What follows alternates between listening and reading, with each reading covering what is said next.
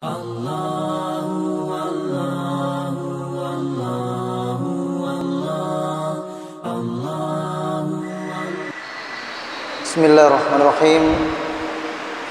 Alhamdulillahi rabbil alamin.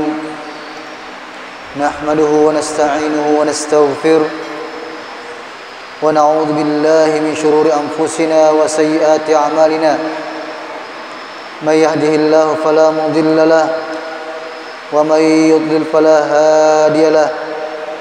Ashhadu an la ilaha illallah wahdahu la syarika lahu wa ashhadu anna Muhammadan abduhu wa rasuluh. Allahumma salli wa sallim ala nabiyyina Muhammad wa ala alihi wa sahbihi ajma'in. Amma ba'd. Allahumma 'allimna ma yanfa'una wa zidna 'ilma. Rabbi shrah li sadri wa yassir li amri wa hlul 'uqdatam min lisani yafqahu qawli. Jamaah hadirin wal hadirat rahimakumullah jami'an. Alhamdulillah, kembali kita dikumpulkan oleh Allah Subhanahu wa taala dalam majelis ini.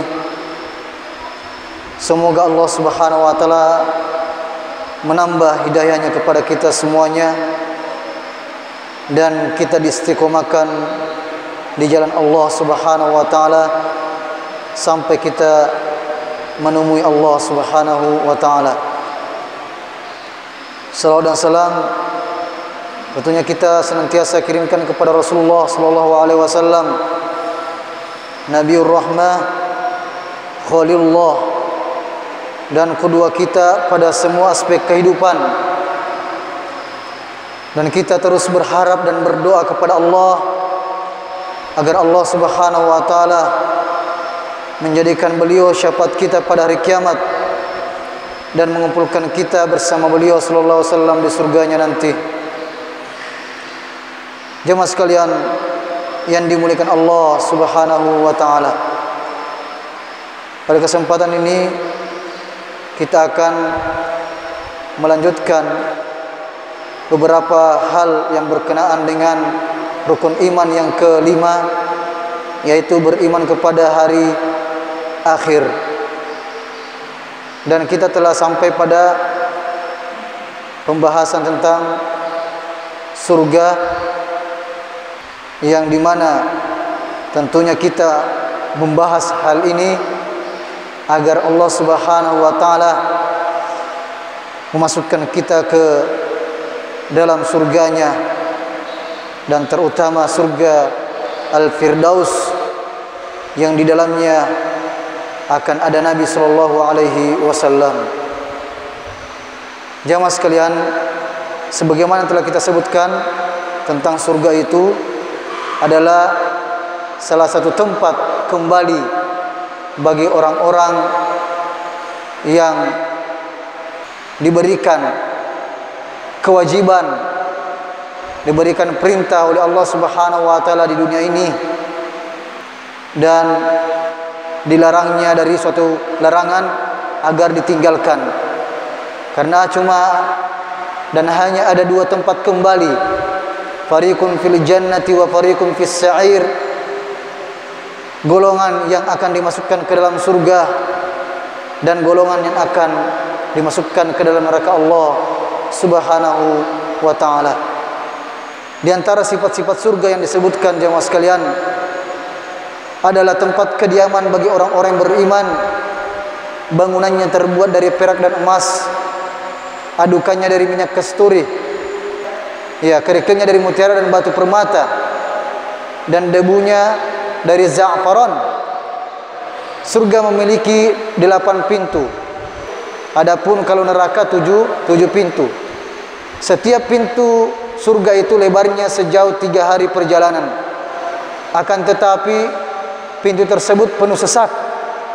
Di surga terdapat 100 tingkatan. Jarak antara satu tingkatan dan tingkatan lainnya seperti jarak antara langit dan bumi. Subhanallah jemaah sekalian. Jadi ada sampai 100 tingkatan yang disebutkan dalam suatu riwayat. Dan antara satu tingkatan dengan tingkatan yang lainnya itu jaraknya seperti antara jarak langit dan bumi. Tingkatan yang paling tinggi adalah surga Firdaus, dari Firdaus inilah mengalir sungai-sungai surga.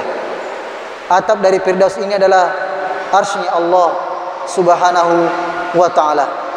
Dan di antara sungai-sungai yang dijanjikan oleh Allah Subhanahu wa ta'ala dalam surga tersebut adalah sungai madu, sungai susu, khamar, dan air yang mengalir tanpa arus. Ini hanya sekedar penamaan jamaah sekalian, di mana tentunya rasanya jauh sangat beda daripada apa yang ada di dunia ini. Orang mukmin mengalirkannya sekehendak hatinya, buahnya tiada henti, dapat dipetik dari dekat dan mudah. Di dalam surga ada tenda berongga yang terbuat dari mutiara, lebarnya 60 mil. Pada setiap sudut ada penghuninya. Mereka itu mulus tubuhnya, tidak berbulu, tidak berkumis, dan mata mereka seakan-akan memakai celak. Tetap terjaga kemudahan mereka dan tidak binasa pakaian mereka. Mereka tidak buang air kecil maupun air besar, dan juga tidak kotor. Sisir mereka terbuat dari emas, dan keringat mereka bagaikan minyak kasturi. Bidadari surga semuanya cantik jelita, perawan, penuh cinta kasih, dan umur mereka sebaya. Dan yang pertama kali akan masuk surga adalah Nabi kita Muhammad sallallahu alaihi wasallam. Olehnya itu jamaah sekalian, ketika di depan pintu surga itu ada Nabi Muhammad sallallahu alaihi wasallam yang menunggu dan dikatakan kepada penjaga surga tersebut, "Siapakah Anda?" Maka beliau mengatakan sallallahu alaihi wasallam, "Saya adalah Muhammad." Maka penjaga surga itu mengatakan, "Ya, karena mula saya diperintahkan tidak membukanya kecuali engkau yang pertama kali akan dibukakan untuknya." Ahli surga yang paling rendah tingkatannya adalah orang yang berangan-angan sesuatu lalu diberi 10 kali darinya. Subhanallah. Jadi surga yang paling tingkatan rendah pun sekedar berangan-angan saja diberikan 10 kali lipat daripada hal tersebut. Para pelayan surga adalah anak-anak muda yang tetap muda. Mereka bagaikan mutiara yang bertaburan. Adapun nikmat surga yang paling agung adalah melihat Allah dan keridhaannya serta keabadiannya. Jamaah sekalian, ini secara global tentang sifat-sifat surga tersebut. Dan telah kita sebutkan bahwasanya yang paling nikmat dari kenikmatan surga tersebut adalah melihat wajah Allah Subhanahu wa ta'ala. Olehnya itu dalam satu hadis disebutkan jemaah sekalian, ketika penduduk surga telah memasuki surga, maka Allah Subhanahu wa ta'ala mengatakan, "Apakah kalian ingin aku tambahkan nikmat yang lebih nikmat daripada semua yang kalian dapatkan di dalam surga tersebut?" Maka penduduk surga mengatakan, "Ya Allah, nikmat apa lagi? Bayatta wujuhana, engkau telah memutihkan wajah-wajah kami, membuat wajah-wajah kami bersinar." Karena pada hari kiamat jamaah sekalian, yauma tabayyaddu wujuh wa taswaddu wujuh. Pada hari kiamat ada orang yang dijadikan wajahnya bersinar, ada orang yang wajahnya jadikan wajahnya hitam gelap karena sesuai dengan dosa-dosanya, naudzubillahi min dzalik. Maka penduduk surga mengatakan, "Bayatta wujuhana, ya Allah, engkau telah memutihkan wajah kami, memberikan segala kenikmatan dalam surga ini. Nikmat apa lagi yang engkau janjikan kepada kami?" Maka Allah Subhanahu wa ta'ala pun menyingkapkan tabir sehingga penduduk surga pun melihat wajah Allah Subhanahu wa ta'ala. Maka penduduk surga mengatakan, tidak ada nikmat yang paling nikmat kecuali melihat wajah Allah Subhanahu wa ta'ala. Dan inilah jamaah sekalian yang kita harapkan, agar Allah Subhanahu wa ta'ala memberikan kita nikmat tersebut pada hari kiamat. Karena keyakinan Ahlus Sunnah wal Jamaah, orang yang beriman penduduk surga akan melihat wajah Allah Subhanahu wa ta'ala. Dan wajah Allah Subhanahu wa ta'ala tentunya tidak sama dengan wajah makhluknya. Tidak sebagaimana dua kelompok yang berbeda. Kelompok yang pertama mengatakan, ya wajah Allah sama dengan wajah manusia. Nauzubillahi min dzalik, ta'ala Allahu ma yasifun. Kelompok yang kedua mencap bahwasannya Allah tidak memiliki wajah. Padahal di dalam Al-Qur'an Allah Subhanahu wa taala menyatakan dan menyebutkan tentang bahwasannya Allah Subhanahu wa taala memiliki wajah, yang tentunya jamaah sekalian sekali lagi kita tidak boleh membagaimanakannya. Dan sebagian kelompok yang tersesat dari jalan Allah Subhanahu wa taala, mereka mengingkari bahwasannya kita tidak akan melihat wajah Allah Subhanahu wa taala. Tidak ada namanya itu melihat Allah Subhanahu wa taala pada hari kiamat. Kalau di dunia saja tidak dilihat, apalagi di akhirat. Atau sebaliknya, di dunia tidak dilihat dan juga tidak di akhirat. Apa alasannya mereka? Di antara syubhatnya bahwasannya dalam ayat disebutkan lan tarani, kalian tidak akan melihatku. Iya, padahal yang dimasukkan di sini adalah di dunia. Ya, sebagaimana Musa alaihissalam karena terus didesak sama kaumnya agar melihat Allah Subhanahu wa taala, maka Nabi Musa pun alaihissalam meminta agar Allah Subhanahu wa taala memperlihatkan dirinya. Maka seketika itu disuruh Nabi Musa untuk melihat ke suatu gunung, maka gunung itu hancur. Ini menandakan bahwasanya kemudian Nabi Musa pun alaihissalam pingsan. Tidak bisa. Ya, kalau di dunia ini kita tidak bisa melihat wajah Allah Subhanahu wa taala. Tapi di akhirat, jamaah sekalian, bagi orang-orang yang beriman, mereka yakin, dan ini merupakan akidah Ahlussunnah wal Jamaah, bahwasannya akan melihat wajah Allah Subhanahu wa taala. Bahkan di antara ulama tafsir pun yang hampir menakwilkan bahwasannya tidak ada melihat wajah Allah Subhanahu wa taala pada hari kiamat. Namun ketika sampai pada ayat Allah Subhanahu wa taala dalam surah Al-Qiyamah, Allah Subhanahu wa taala sebutkan wujuhu yauma idzin nadhirah. Ya, pada hari itu wajah-wajah ada yang berseri-seri dan yang bercahaya. Bagaimana mereka itu? Dalam surah Al-Qiyamah Allah Subhanahu wa taala sebutkan wujuhu yauma idzin nadhirah.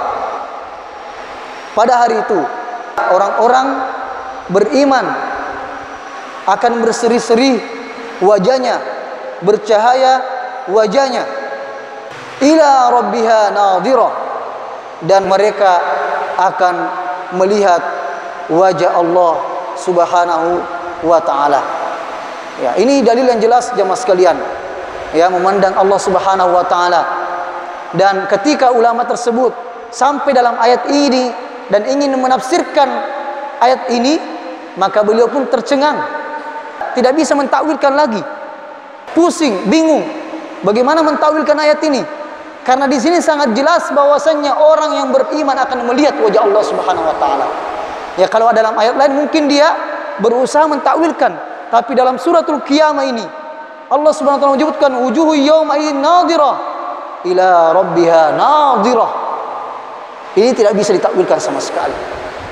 Maka dia pun meyakini bahwasannya kita akan melihat Allah Subhanahu wa taala. Tentunya itu bagi orang-orang yang beriman, jamaah sekalian, penduduk surga Allah Subhanahu wa taala. Coba kita perhatikan jamaah sekalian, di dalam surah Al-Mutaffifin, di antara orang yang terhalangi dari melihat wajah Allah Subhanahu wa taala, kalla bal rana ala qulubihim ma kanu yaksibun. Sekali-kali tidak. Bal rana ala qulubihim, bal rana ala qulubihim, bahkan apa yang mereka kerjakan itu telah menutupi hati mereka. Al-Mutaffifin ini jamaah sekalian surat yang membahas tentang kecurangan. Wailul lil mutaffifin, kecelakanlah bagi orang-orang yang curang. Alladzina idza talu 'alan nas yastawfun, ketika minta untuk ditimbangkan suatu barang maka dia minta dilebihkan. Wa idza kaluhum aw wazanuhum yukhsirun, dan ketika dia yang menimbang sendiri dia mengurangi timbangannya. Ini sangat berbahaya ini bagi orang-orang yang penjual di pasar dan sebagainya. Hati-hati dalam masalah menimbang ini. Allah SWT menjadikan salah satu nama surat Al-Mutaffifin, orang yang celaka, orang yang curang, yang mengurangi timbangannya. Hati-hati ya jemaah sekalian, karena hanya gara-gara untung yang dikejar, tapi dikatakan celaka oleh Allah Subhanahu wa taala. Nabi sallallahu alaihi wasallam pernah memasuki suatu pasar dan memasukkan tangannya dalam suatu makanan. Maka Nabi ia merasakan adanya kelembaban, adanya basah. Maka Nabi mengatakan sallallahu alaihi wasallam, "Kenapa engkau tidak menjadikannya? Ada apa ini?" Maka penjual itu mengatakan, "Asabahul matar," telah terkena air hujan. Lalu kenapa engkau tidak menjadikannya di atas supaya dilihat aibnya oleh orang? Ya, maka Nabi SAW mengatakan, "Man ghasyana falaysa minna." Barang siapa yang berbuat curang, maka bukan dari golongan kami. Ini bahayanya, Mas sekalian. Hati-hati dalam masalah ini. Masalah rezeki Allah sudah tentukan. Kalau pembeli datang silakan. Kita berusaha saja dengan sejujurnya. Perlihatkan aibnya. Jangan gara-gara ingin untung kita mendapatkan azab Allah Subhanahu wa taala. Dan begitu juga dengan maksiat yang lainnya. Allah Subhanahu wa taala menyebutkan, "Kalla bal rana ala qulubihim ma kanu yaksibun." Sekali-kali tidak, hatinya mereka itu telah tertutupi disebabkan karena dosa-dosanya. Apa jadinya jamaah sekalian? Kalla innahum ar-rabbihim yawma idzil lamahjubun. Sehingga menyebabkan mereka tidak akan melihat wajah Allah Subhanahu wa taala. A'udzubillah min dzalik. Hati harus kita senantiasa sucikan, jemaah sekalian. Dalam hadis disebutkan, seseorang ketika berbuat dosa maka akan tertancap noda hitam dalam hatinya. Ketika dia selalu berbuat dosa dan tidak beristighfar, maka akan bertambah banyak noda hitam dalam hatinya, sehingga menjadi gelap. Naudzubillah min dzalik. Akan menjadi mati hati tersebut. Khatamallahu ala qulubihim. Allah akan mengunci mati hatinya. Ini yang kita khawatirkan. Ya, menganggap bahwasanya Allah Maha Pengampun, betul, Allah Maha Pengampun. Kalau terus berbuat dosa terus, dia khawatirkan kalau kita menghalalkan perbuatan dosa tersebut. Naudzubillah min dzalik. Hati sudah berkarat. Kalau hati sudah berkarat, dikhawatirkan Allah Subhanahu wa taala mengunci mati hati kita. Apa jadinya? Sawa'un 'alaihim a andartahum am lam tundirhum la yu'minun. Kamu berikan ceramah peringatan, tidak mempan baginya lagi. Inilah bahayanya kalau kita terus dengan bergeliman dengan dosa kemudian tidak bertobat kepada Allah Subhanahu wa taala. Namun kalau orang berbuat dosa kemudian beristighfar kepada Allah Subhanahu wa taala, maka nokta hitam tersebut akan hilang, akan disucikan oleh Allah Subhanahu wa taala. Jadi sekali lagi jemaah sekalian, ini masalah hati. Sekali lagi, masalah hati yang harus senantiasa kita perbaiki, karena hal inilah yang dilihat oleh Allah Subhanahu wa taala. Innallaha la yanzuru ila suwarikum wa innallaha la yanzuru ila suwarikum. Allah Subhanahu wa taala tidak melihat bentuk tubuh kalian, tidak melihat jasad kalian. Walakinnallaha yanzuru ila qulubikum wa amalikum. Namun Allah Subhanahu wa taala hanya memandang pada hati kalian. Yauma la yanfa'u malu wala banun illa man atallaha biqalbin salim. Ya, pada hari itu ya tidak bermanfaat lagi harta dan anak-anak kecuali orang yang mendatangi Allah Subhanahu wa taala dengan hati yang selamat. Maka ini yang harus senantiasa kita sucikan jamaah sekalian tentang hati kita. Kita harus perhatikan, dan Allah Subhanahu wa taala menyebutkan dalam surat Qaf, wa uzlifatil jannatu lil muttaqina ghaira ba'id. Maka surga itu ia diperlihatkan bagi orang-orang yang bertakwa, mereka akan dimasukkan ke dalamnya. Hadza ma tu'aduna likulli awwabin hafiz. Inilah balasan nikmat yang dijanjikan kepadamu, kepada setiap hamba yang senantiasa bertobat kepada Allah Subhanahu wa taala dan memelihara semua peraturan-peraturannya. Man khasyar rahmana bil ghaib wa jaa biqalbin munib. Mereka adalah orang-orang yang takut kepada Allah Subhanahu wa taala dalam keadaan mereka yakin Allah melihatnya, dan dia datang dengan hati yang bertobat kepada Allah Subhanahu wa taala. Jamaah sekalian, inilah di antara yang hal kita perlu perhatikan. Kalau kita ingin melihat keimanan kita kepada Allah Subhanahu wa taala, lihatlah diri kita di saat kita sendiri. Lihatlah keadaan kita di saat kita sendiri. Bagaimana keadaan kita di saat kita sendiri? Apa kita berzikir? Apa kita mengingat dosa-dosa kita? Ya, apa kita melakukan sholat 2 rakaat, membaca Al-Quran, mengerjakan ketaatan? Ataukah justru sebaliknya, na'udzubillah min dzalik, kita melakukan kemaksiatan dengan HP kita, dengan sesuatu hal yang tidak diridhai oleh Allah Subhanahu wa taala.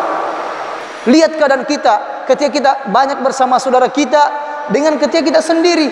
Inilah Allah Subhanahu wa taala janjikan dalam surah Al-Mulk, jamaah sekalian. Allah Subhanahu wa taala berfirman, "Innal ladzina yakhshawna rabbahum bil ghaib lahum maghfiratu wa ajrun kabir."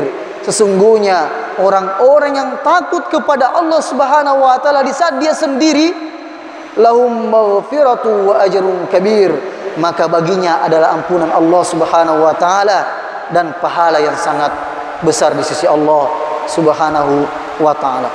Dalam hadis lain disebutkan jemaah sekalian bahwasanya ketika bulan purnama mulai 13, 14, 16 Hijriah itu dikatakan ayyamul bid.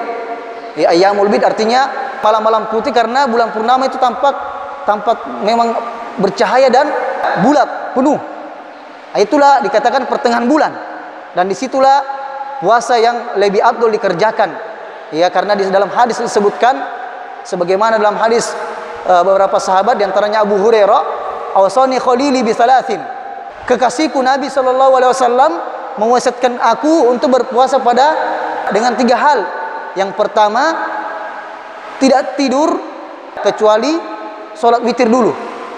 Kenapa jamaah sekalian? Karena Abu Hurairah radhiyallahu anhu, beliau penghafal hadisnya Nabi SAW. Kenapa diwasiatkan untuk witir sebelum tidur? Karena dengan selalu muroja, mengulang-ulangi hafalannya tersebut, sehingga dikhawatirkan kalau dia tertidur, dia tidak sempat sholat witir lagi. Jadi bagi ikhwah, bagi kita ini yang khawatir susah bangun tengah malam dan dikhawatirkan masuk subuh baru bangun, maka sebaiknya sholat witir sebelum tidur. Kalau kita bangun lagi, alhamdulillah, silakan sholat tahajud, tidak perlu witir lagi. Kemudian yang kedua, apalagi konsisten melaksanakan sholat duha. Ini wasiatnya Nabi SAW kepada Abu Hurairah atau sahabat yang lainnya. Kemudian yang ketiga, mengerjakan 3 hari setiap bulan berpuasa. Jadi tidak ditentukan jamaah sekalian kapan saja dalam sebulan ini, bisa hari pertama, kemudian pertengahannya, kemudian terakhirnya, atau jelasnya dalam sebulan itu terserah kita pilih tanggal berapa saja. Yang penting 3 kali dalam sebulan. Ya, 3 kali dalam sebulan, tapi lebih afdolnya kalau kita bisa laksanakan pada tanggal 13, 14, 15 Hijriah yang sekarang ini, pada bulan purnama bertepatan. Itu ada hikmahnya, bukan karena bulannya ya, tapi ada hikmahnya di balik situ. Ya, mungkin ada dari sisi kesehatan atau apa, tidak tahu. Yang jelasnya kita cuma meyakini apa yang datang dari Nabi SAW. Nah, kita kembali kepada hadisnya jamaah sekalian. Dan pahala puasa tadi itu jamaah sekalian, barang siapa yang berpuasa 3 hari setiap bulannya, seakan-akan dia berpuasa setahun penuh pahalanya. Kenapa? Dalam satu kebaikan itu dilipat gandakan 10 kali lipat. 10 kali 3, 30. 30 kali 12, 360. Ya kan? Dalam satu kan 360 hari. Nah, makanya dikatakan orang yang berpuasa 3 hari setiap bulan, yang jelasnya selama setahun dilakukan seperti itu, seakan-akan dia berpuasa selama setahun. Itu maksud daripada hadisnya. Nah, hadis tadi jamaah sekalian, ketika Nabi SAW memperlihatkan sahabat tentang bulan purnama yang dilihat, maka beliau SAW mengatakan, innakum satarawna rabbakum, kalian akan melihat wajah Tuhanmu, kalian akan melihat Allah Subhanahu wa taala sebagaimana kalian melihat bulan purnama ini. Perhatikan, Nabi SAW tidak menyamakan Allah dengan bulan purnama, tidak. Apa yang disamakan? Cara melihat kita. Paham ya? Bagaimana cara melihat kita bulan purnama? Semua kita keluar lihat bulan purnama jemaah sekalian, tidak berdesak-desakan. Itu maksudnya. Bukan bulannya yang disamakan dengan Allah, tidak, tapi penglihatan kita melihat bulan. Paham ya? Bukan bulannya disamakan dengan Allah. Jadi Nabi SAW mengatakan, innakum satarawna, kalian akan melihat Tuhan kalian sebagaimana kalian melihat bulan purnama. kalian tidak berdesak-desakan. Ya, kalau misalnya kan ada orang yang dikerumuni kan tidak bisa semua orang lihat, tapi Allah Subhanahu wa taala sebagaimana kita melihat bulan purnama tidak berdesak-desakan, ya mas sekalian. Itu dalam hadis Nabi SAW. Setelah itu di akhir hadis Nabi SAW mengatakan, oleh karena itu barang siapa di antara kalian berusaha tidak luput daripada solat asar dan solat subuh, maka lakukanlah. Ulama kita menjelaskan dengan menjaga kedua solat ini di antara sebab kita akan mendapatkan kenikmatan melihat wajah Allah Subhanahu wa taala. Subhanallah, mas sekalian. Karena ini dua solat yang biasa orang lalai di dalamnya. Solat subuh dengan solat asar. Solat subuh masih ngantuk, solat asar orang kecapean, istirahat dan sebagainya, sehingga banyak orang yang lalai. Adapun orang-orang munafik, mereka berat melakukan solat subuh dengan solat isya. Orang munafik. Makanya dalam satu hadis disebutkan, man sholal bardain dakhalal jannah, barang siapa melaksanakan dua solat, maka dia akan masuk surga, yaitu solat asar dengan solat subuh. Ya, ini maksudnya solat bardain. Ini jamaah sekalian, di antara hadis yang harus kita yakini sebagai akidah Ahlussunnah wal Jamaah. Lalu kita tidak tahu bagaimana keadaan orang-orang yang mengingkari melihat wajah Allah Subhanahu wa taala. Semoga Allah Subhanahu wa taala ia merezekikan kita untuk melihat wajah Allah Subhanahu wa taala. Sebagaimana dalam ayat Allah Subhanahu wa taala, lilladzina ahsanul husna wa ziyadah. Dalam surah Yunus Allah Subhanahu wa taala menyebutkan lilladzina ahsanul husna wa ziyadah. Bagi orang-orang yang melaksanakan kebaikan, orang-orang yang beriman, ahsanul husna wa ziyadah, mereka akan diberikan balasan berupa husna, yaitu surga, wa ziyadah, tambahan, yaitu melihat wajah Allah Subhanahu wa taala. Wala yarhaqu wujuhum qataru wala dhillah, maka mereka wajahnya tidak akan ditutupi debu hitam dan tidak pula dalam kehinaan. Mereka itulah penghuni surga, mereka kekal di dalamnya. Adapun sebaliknya jamaah sekalian, naudzubillahi min dzalik, walladzina kasabus sayyiati jazaa'u sayyi'atin bimithliha. Adapun orang-orang yang berbuat kejahatan akan mendapatkan balasan kejahatan yang setimpal, dan mereka diselubungi kehinaan. Wa tarhaqum dhillah, kehinaan. Ma lahum minallahi min 'asim, mereka tidak akan lari dari azab Allah Subhanahu wa taala. Ka'annama ughsyiyat wujuhum qit'am minadh-dhaili mudhlima, seakan-akan wajah mereka ditutupi dengan kepingan-kepingan malam yang gelap gulita. Ulaika ashabun nar hum fiha khalidun, mereka itulah penghuni neraka, mereka kekal di dalamnya. Nauzubillahi min dzalik. Jemaah sekalian, itulah beberapa hal tentang ya bagaimana penghuni surga, bagaimana sifat-sifatnya, dan bagaimana apa-apa yang mereka dapatkan dari surga tersebut. Kemudian jemaah sekalian, tentunya bukan hanya kita yang menginginkan masuk surga. Tentunya kita mengharapkan keluarga kita juga ingin masuk surga, kerabat kita masuk surga, saudara-saudara kita, teman-teman kita. Makanya yang pernah kami sampaikan di antara syafaat ketika ya telah kita sampaikan dahulu bahwasannya dari 1000 orang 999 orang yang masuk ke dalam neraka. Auzubillah min dzalik. Nah, namun setelah itu jamaah sekalian, ketika penduduk surga telah dimasukkan ke dalamnya, penduduk surga mengatakan, ya Allah, di sana di neraka itu ada saudara-saudara kami. Di sana di neraka itu ada teman-teman kami yang dulu bersama-sama kami berpuasa, melakukan ketaatan. Ya Allah, keluarkanlah mereka. Ya. Inilah yang kita harapkan jamaah sekalian. Syafaat dari orang-orang yang soleh, teman-teman kita yang soleh, yang mengingat kita. Ya Allah, keluarkanlah dia dari neraka. Ya Allah, dia yang pernah menceramai saya. Ya Allah, keluarkanlah dia. Ya Allah. Inilah yang kita harapkan mas sekalian. Hindarilah pergaulan-pergaulan yang bisa menyebabkan kita jauh dari Allah Subhanahu wa taala. Senantiasa kita memperbanyak teman-teman yang saleh, yang mengingatkan kita ke jalan Allah Subhanahu wa taala, mengingatkan kita tentang akhirat, mengingatkan kita tentang neraka Allah Subhanahu wa taala. sehingga dengannya kita akan saling mengingat ya alal araiki, ketika mereka di surga pun mereka bernostalgia, wahai saudaraku kita dulu seperti ini. Ya semoga Allah Subhanahu wa taala mengumpulkan kita semuanya dalam surga Allah Subhanahu wa taala. Dan ketika itu jamaah sekalian, Allah Subhanahu wa taala memperlihatkan kasih sayangnya dan rahmatnya, dan Allah menyuruh penduduk surga untuk mencari teman-temannya di neraka, ya dari jauh tentunya, untuk dikeluarkan. Siapa di antara yang engkau ingin berikan syafaat, maka keluarkanlah dari neraka.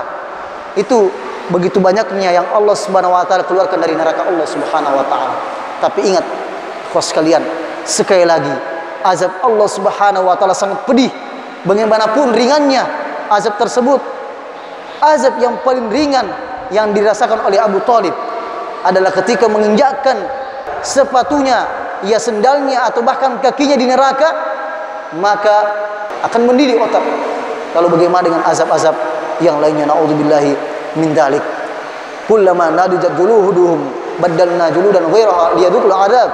Ya setiap kali kulit mereka hangus, dikembalikan lagi kulit mereka menjadi bagus, kemudian diazab, ya sehingga mereka betul-betul merasakan siksa dari Allah Subhanahu wa taala. Janganlah sekali-kali kita meremehkan namanya neraka Allah Subhanahu wa taala. Dan inilah yang membuat para sahabat jamaah sekalian ketika mendengarkan perintah Allah Subhanahu wa taala, mereka langsung mengerjakannya. Ketika mendengarkan larangan Allah Subhanahu wa taala, mereka langsung meninggalkannya. Di antara para sahabat ketika membaca ayat-ayat Allah Subhanahu wa taala, betul-betul mereka yang menjadikan dirinya sebagai objek. Jangan sampai saya termasuk di dalamnya. Umar bin Khattab radhiyallahu anhu yang pernah kita ceritakan, ketika yatafaqqad, beliau mencari tahu keadaan orang-orang beriman, mencari tahu keadaan penduduk Madinah di saat itu pada malam hari. Begitulah seorang pemimpin jamaah sekalian. Umar bin Khattab radhiyallahu anhu mengelilingi penduduk Madinah, mencari tahu keadaannya, siapa tahu ada yang butuh hajat dan sebagainya.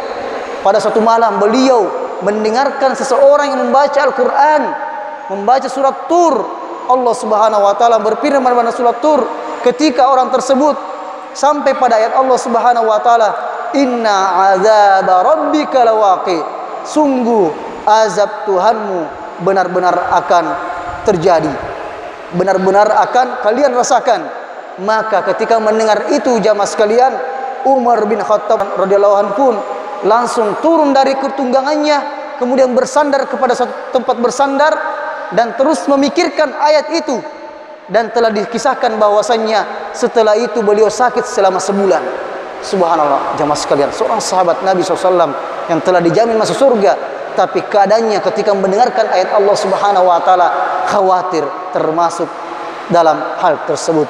Olehnya itu Abu Bakar Siddiq radhiyallahu anhu ketika disuruh oleh Nabi SAW untuk menjadi imam, maka Aisyah mengatakan, tidak ya Rasulullah, Abu Bakar bapak saya tidak bisa karena orangnya perasa.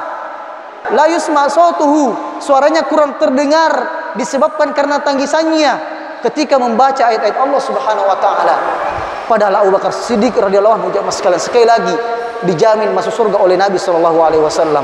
Namun begitulah keadaan para sahabat bersama ketika mendengarkan ayat-ayat Allah Subhanahu wa taala. Maka hendaknya kita jamaah sekalian betul-betul memperhatikan hal ini agar kita tidak merasa tenang dengan amalan kita. Harus betul-betul merasa takut kepada Allah Subhanahu wa taala, menghadirkan rasa takut kita kepada Allah dan menghadirkan rasa pengharapan kita kepada Allah Subhanahu wa taala yang disertai dengan kecintaan kita kepada Allah Subhanahu wa taala. Di antara ya orang-orang yang akan diberikan penghormatan adalah orang-orang tua yang diberikan penghormatan pada hari kiamat, yaitu disebabkan karena anaknya yang telah menghafalkan atau mengamalkan Al-Quran. Ini yang kita harapkan jemaah sekalian. Kalau kita tidak bisa berbuat apa-apa untuk orang tua kita, kita berusaha menjadi hafiz Quran, dan tentunya lebih daripada itu berusaha mengamalkan isinya, bukan sekedar dihafal, tapi berusaha mengamalkannya dan memperbanyak istighfar bagi mereka, terutama mereka yang sudah meninggal. Ya, kita mohonkan ampun kepada Allah Subhanahu wa taala, karena inilah amalan yang paling afdol bagi kita untuk orang tua kita yang telah meninggal, kerabat kita yang telah meninggal. Kita memohonkan ampun kepada Allah Subhanahu wa taala untuk mereka. Semoga Allah Subhanahu wa taala mengampuninya, dan semoga dengannya ketika mereka ada yang diazab, diringankan azabnya oleh Allah Subhanahu wa taala. Dan tentunya sekali lagi, bukan hanya kita yang mau masuk surga. Olehnya itu, jangan kita seakan-akan mengkapling-kapling surga tersebut. Jangan mengatakan orang ini kafir dan seakan-akan hanya kita yang perlu surga. Jamaah sekalian, naudzubillah min dzalik. Hati-hati dalam mencap seseorang. Ya, sampai jelas betul-betul bahwasanya sesuai dengan apa yang disifatkan. Jangan sampai tuduhan tersebut kembali kepada diri kita sendiri. Naudzubillah min dzalik. Hati-hati. Hati-hati jamaah sekalian. Mengatakan khawarij dan sebagainya, ahlul bidah dan sebagainya. Hati-hati. Hati-hati kita mengatakan demikian. Jangan sampai kembali kepada kita. Karena barang siapa yang mengatakan demikian padahal tidak ada pada diri saudaranya, cuma sekedar tuduhan, itu dia khawatirkan kembali kepada dirinya sendiri. Naudzubillahi min dzalik. Dan kemudian tentunya kita ingin bersama keluarga kita di surga Allah Subhanahu wa taala. Olehnya itu, jamaah sekalian, Allah Subhanahu wa taala menyebutkan dalam surah Tur, jamaah sekalian, kalau bisa ya sebagaimana kita sebutkan, para sahabat Nabi sallallahu alaihi wasallam itu mereka dikuatkan keimanannya dengan surat-surat Makkiyah, surat-surat yang berisi dengan surga dan neraka. Olehnya itu, ketika keimanan kita menjadi lemah, sudah mulai putur, maka baca ya ayat-ayat Allah Subhanahu wa taala yang berisi tentang neraka Allah dan surga Allah Subhanahu wa taala. Ini salah satu sebab yang insya Allah menumbuhkan keimanan kita kepada Allah Subhanahu wa taala. Menghafalkan, kalau tidak bisa menghafalkan, minimal kita mentadaburinya, menghayati isinya jamaah sekalian. Lihatlah bagaimana Allah Subhanahu wa taala menceritakan surah At-Tur ini. Allah Subhanahu wa taala menyebutkan, walladzina amanu wattaba'athum dzurriyyatuhum biimanin alhaqna bihim dzurriyyatuhum wama alatnahum min amalihim min syai' kullu imri'in bima kasaba rahin. Adapun orang-orang yang beriman dan beserta anak cucu mereka yang mengikuti mereka dalam keimanan tentunya mereka sama-sama beriman, kami pertemukan mereka dengan anak cucu mereka dalam surga, dan kami tidak mengurangi sedikit pun pahala amal kebajikan mereka. Setiap orang terikat dengan apa yang dikerjakannya. Wa amdadanahum bifaqihatin wa lahmin mimma yashtahun, dan kami akan berikan kepada mereka tambahan berupa buah-buahan dan daging dari segala jenis yang mereka inginkan. Yatanaza'una fiha ka'san la laghun fiha wala ta'thim, dan di dalam surga itu mereka saling mengulurkan gelas yang isinya tidak menimbulkan ucapan yang tidak berfaedah ataupun perbuatan dosa. Dan di sekitar mereka ada anak-anak muda yang berkeliling untuk melayani mereka, seakan-akan mereka itu mutiara yang tersimpan. Dan sebagian mereka berhadapan-hadapan satu sama lain, saling bertegur sapa. Mereka berkata, qalu inna kunna qablu fi ahlina musyfiqin. Dulu kami ketika di dunia, kami termasuk bersama keluarga kami merasa takut kepada Allah Subhanahu wa taala. Famannallahu alaina wa waqana adzabas samum. Dengan itu Allah Subhanahu wa taala menyelamatkan kami dari azab Allah Subhanahu wa taala. Qalu inna kunna qablu fi ahlina musyfiqin. Dulu kami bersama keluarga kami termasuk orang yang takut kepada Allah, sehingga Allah Subhanahu wa taala pada hari ini menyelamatkan kami dari azab Allah Subhanahu wa taala. Inna kunna min qablu nad'u innahu huwal barur rahim. Sesungguhnya kami menyembah Allah sejak dulu. Dialah yang maha melimpahkan kebaikan, maha penyayang. Sekali lagi jamaah sekalian, bukan hanya kita yang mau masuk surga, kita ajak keluarga kita, kita ajak saudara kita, kita arahkan anak kita arahkan anak saudara kita, keluarga kita, orang tua kita. Kalau tidak bisa, minimal kita mendoakan hidayah bagi mereka yang belum mengenal Allah Subhanahu wa taala dengan baik, sehingga dengan izin Allah Subhanahu wa taala Allah berikan hidayah kepadanya, dan kita akan dikumpulkan bersama mereka di surga Allah Subhanahu wa taala. Baik jamaah sekalian, karena waktu sudah masuk, insyaallah kita akan lanjutkan kesimpulan-kesimpulan dari kitab Syekh Al-Utsaimin dalam syarah Ushul Iman biidznillah taala. Semoga Allah Subhanahu wa taala senantiasa memberikan hidayah kepada kita semuanya, membimbing kita semuanya ke jalannya, dan mewafatkan kita dalam keadaan berserah diri kepadanya. Tawaffana muslimin wa alhiqna bis solihin. Subhanakallahumma wa bihamdik, asyhadu an la ilaha illa anta, astaghfiruka wa atubu ilaik. Wa sallallahu ala nabiyyina Muhammad walhamdulillahi rabbil alamin.